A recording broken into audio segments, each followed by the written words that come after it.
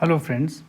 सो ये हमारा chemistry tutorial का नेक्स्ट वीडियो है ऑन बैलेंसिंग केमिकल इक्वेशन। सो ये बहुत कॉमन टॉपिक है जो हम केमिस्ट्री में यूज करते हैं और मोर ऑफन हमको केमिकल इक्वेशन लिखनी पड़ती है और उनको बैलेंस करना पड़ता है। बैलेंस करने का मतलब क्या है कि हम आगे बात करेंगे।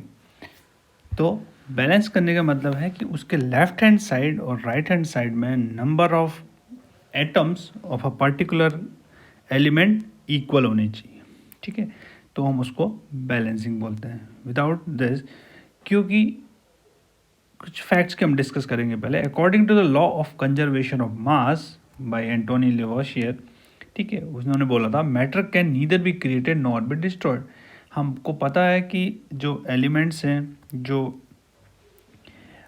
वो किसी भी केमिकल इक्वेशन में पार्टिसिपेट करते हैं, लेकिन जब भी वो पार्टिसिपेट करते हैं तो हम देखते हैं कि वो एक नया कंपोजिशन फॉर्म करते हैं, नया कंपाउंड फॉर्म करते हैं। लेकिन इवन इफ दिस हैपेंड, उसके बावजूद भी उनके नंबर ऑफ एटम्स, यानी जिसको हम इन जनरल बोलते हैं मैटर, उसको हम न क्रिएट कर सकते हैं ना डिस्ट्रॉय कर सकते हैं। यानी जितना वो पहले उनके नंबर्स होंगे, after chemical equation is completed, जो नया कंपाउंड फॉर्म होगा उसमें उनके नंबर्स सेम होने चाहिए। तो मैटर को हम न क्रिएट कर सकते हैं ना डिस्ट्रॉय कर सकते हैं। जो इनिशियली नंबर ऑफ एटम्स रहेंगे वही at the end of the equation होंगे। तो इसीलिए हमें केमिकल इक्वेशन को जब हम लिखते हैं तो उसको बैलेंस करने की ज़रूरत पड़ती है। Like a balance chemical equation has the same number of each element on both the side of the equation, left hand side and right hand side, क्योंकि हम न मैटर को बना सकते हैं ना उसको डिस्ट्रॉय कर सकते हैं।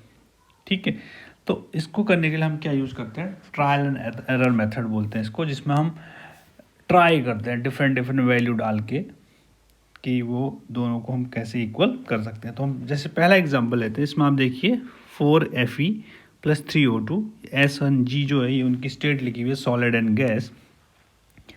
तो इसमें 4 एटम आयरन के रिएक्ट कर रहे हैं ऑक्सीजन के साथ और फॉर्म कर रहे हैं Fe2O3, right. So in this case हम ये देख रहे हैं कि लेफ्ट हैंड साइड में 4 element, sorry the 4 atom iron के हैं तो लेफ्ट हैंड साइड में। तो राइट हैंड साइड में भी कितने देखिए आप, Fe2O3। तो Fe2 में कितने हो गए, 2 आयरन के हो गए। बट ओवरऑल दिस कंपाउंड को हमने किससे कोफिशिएंट क्या ले लिया, 2। तो 2 इंटू 2 दैट इज़ 4। तो लेफ्ट हैंड साइड में भी 4 है, राइट हैंड साइड में 4 ऑक्सीजन 4 आयरन का एलिमेंट है और एटम्स आप बोल सकते हैं। इसी तरीके से ऑक्सीजन यहाँ देखिए, अगर हम ऑक्सीजन सिंपली O2 लेते हैं तो यहाँ पर ऑक्सीजन के 2 होते हैं, यहाँ Fe2O3 में ऑक्सीजन के 3 एटम है। बट हमने इसका कोफिशिएंट 3 लिया है यहाँ पे, तो 3 into 2 is 6, whereas here this 2 coefficient apply for the whole compound. तो यहाँ पर क्या आएगा, 2 इंटू 3, 2 इंटू 3 इज 6। तो यहाँ पर भी 6 ऑक्सीजन हो गए, यहाँ पर भी 6 ऑक्सीजन हो गए।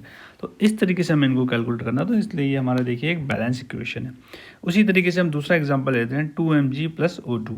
यहाँ 2 मैग्नीशियम के एटम है, तो इधर आप देखिए 2Mg, ये भी 2 मैग्नीशियम एटम है, और यहाँ पर ऑक्सीजन के एटम 2 हैं, 2।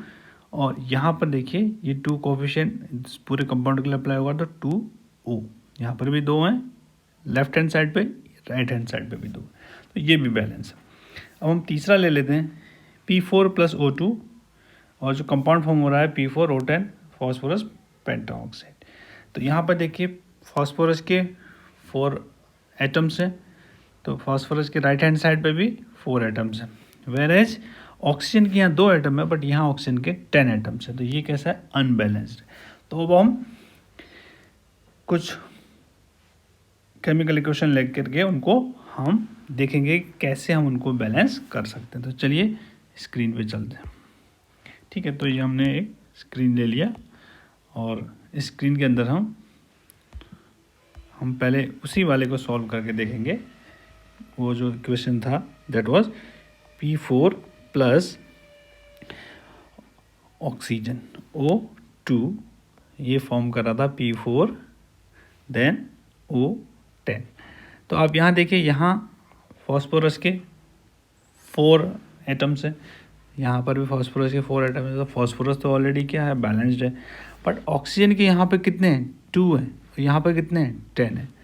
तो अब हमें यहाँ पर ऑक्सीजन के जो एटम्स हैं उनमें कुछ चेंजेस करके इसको 10 के इक्वल लाना पड़ेगा। ठीक है, तो बेस्ट क्या हो सकता है, विदाउट डिस्टर्बिंग दिस एक्सप्रेशन हमने चलो यहाँ पे 5 ले लिया, 5 कोएफिशिएंट, तो 5 इंटू 2 इक्वल्स टू 10, एंड यहाँ पर क्या है, इज ऑलरेडी 10। तो ये देखिए, ये 10 हो गया, ऑक्सीजन 10, लेफ्ट हैंड साइड पे, राइट हैंड साइड पे भी 10 हो गया, P4 यहाँ पर भी 4 हो गए, और ये यहाँ पर भी 4 हो गए। तो ये आपका बैलेंस इक्वेशन हो गया। That means P4 plus 5O2 will form P4O10। तो ये आपका बैलेंस इक्वेशन हो गया। ठीक है, तो अब हम एक और एग्जांपल लेके चलते हैं। तो पहले हम इसको इरेज कर लेते हैं, तो उसमें भी हम देखेंगे कि कैसे हम बैलेंसिंग करते हैं। तो इसके लिए हमने कौन सा मेथड यूज किया, इसको बोलते हैं ट्रायल एंड एरर मेथड। वहाँ पे हम यहाँ पे डिफरेंट नंबर लेकर ट्राई करते हैं। ठीक है, तो एक एग्जांपल ले लेते हैं। ये एग्जांपल है आपका, इसके अंदर हम जो है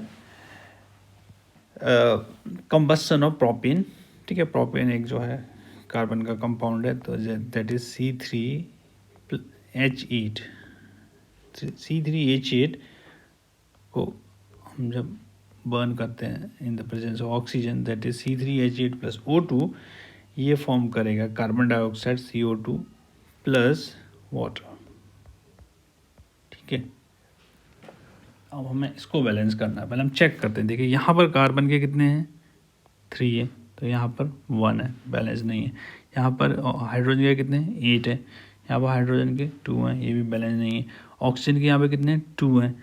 अब यहाँ पे कितने, देखिए 2 यहाँ पर है, एक 1 और है यहाँ पे, तो राइट हैंड साइड में 2 + 1 दैट इज़ 3, तो ये भी बैलेंस नहीं है। तो हम कैसे करते हैं, तो देखिए यहाँ पर कार्बन का 1 है, यहाँ पे 3 है, तो हम यहाँ पे ट्रायल मेथड पे हम इसको फिर से लिख लेते हैं, C3H8 प्लस O2, थोड़ा सा यहाँ पे स्पेस छोड़ देते हैं क्योंकि हमें यहाँ पर नंबर फिल करना होगा, कोफिशिएंट। तो हमें यहाँ पर कार्बन के 3 थे लेफ्ट हैंड साइड पे, तो राइट हैंड साइड में 1 है, तो हम इसको ट्रायल मेथड में यहाँ पे 3 ले लेते हैं, 3 कार्बन डाइऑक्साइड। ठीक है, तो देखिए अब यहाँ पे कितने थे, sorry it was C3 not H3, let me just repeat. ठीक है, फिर से रिपीट कर लेते हैं। दैट मीन्स C3, फिर से हम एक्सप्रेशन लिख लेते हैं, C3 plus H8 plus O2। तो हमें यहाँ पे कार्बन के हमने इसको बैलेंस करने के लिए 3 ले लिए, CO2, राइट। अब देखिए यहाँ पे कार्बन के कितने हैं, 3 हैं, तो यहाँ पे कितने कोफिशिएंट 3 लेंगे, इससे यहाँ पे 3 हो गए। अब हाइड्रोजन के यहाँ पे कितने हैं, देखिए 8, लेकिन यहाँ पे हाइड्रोजन के हम लिख लेते हैं 2 हैं, यहाँ पे 8 है, यहाँ पे 2 है, तो यहाँ पे तो हमारे 8 है। चलिए यहाँ पे इसको 8 करने के लिए हम कोफिशिएंट 4 ले लेते हैं, 4 × 2 इज़ 8। ठीक है, तो यानी ये 8 हो गए। तो कार्बन भी 3 थे, left hand side right hand side 3, balance. Hydrogen 8 left hand side, 8 right hand side, this is also balance. But oxygen देखिए यहाँ पर 2 है, और यहाँ पर अभी अब कितने हो गए, देखिए 3 × 2, because this coefficient apply for the whole compound, that mean 3 × 2 is 6, that is 6, and plus 4 apply for the whole compound, that is water, that is 4 × 4, तो 6 + 4 is 10। तो यहाँ पर 6 + 4 = 10 हो गया, लेकिन यहाँ पर 2 है। तो देखिए अब इसको बैलेंस कर लेकर हम क्या लिख देते हैं यहाँ पे 5, तो 5 × 2 is 10, whereas this is 6 and this is 4, 6 from this side, 4 from that side, that is 10। ठीक है, तो एक बार हम इसको फिर से क्लियरली लिख लेते हैं जो हमने बैलेंस किया है ट्रायल एंड एरर मेथड से। तो that is C3H8 plus 5O2, and ये फॉर्म करेगा 3 कार्बन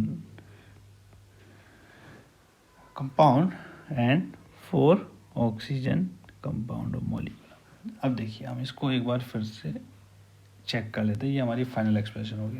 कार्बन के 3 एटम, इधर भी कार्बन के 3 एटम, हाइड्रोजन के 8 एटम, हेयर हाइड्रोजन के 4 into two equals to 8, oxygen के 5 इंटू